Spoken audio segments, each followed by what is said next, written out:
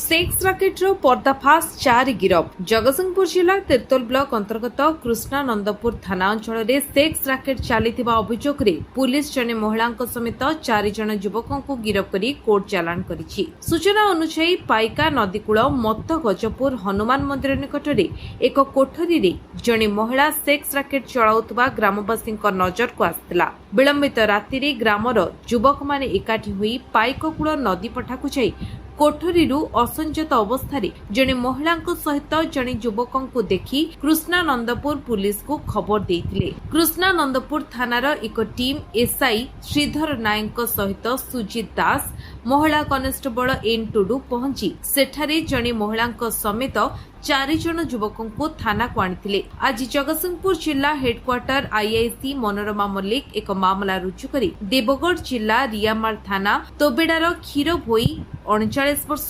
42 वर्षीय रविन्द्र मल्लिक, पाइकाकूल ग्रामर 24 वर्ष विश्वजीत मल्लिक, 26 वर्षीय देवेंद्र मल्लिक, मणपुर ग्रामर बादल मल्लिक को पुलिस गिरफ करी तिर्तोल जेएमसी कोर्ट रे हाजर करिथिला। सेठारे जामिन नामंजूर हेबारु आलीपिंगल जेल को पठाई दिया जायछि। तिर्तोल प्रसेनजित दास का रिपोर्ट, विश्व विजय न्यूज ओडिशा।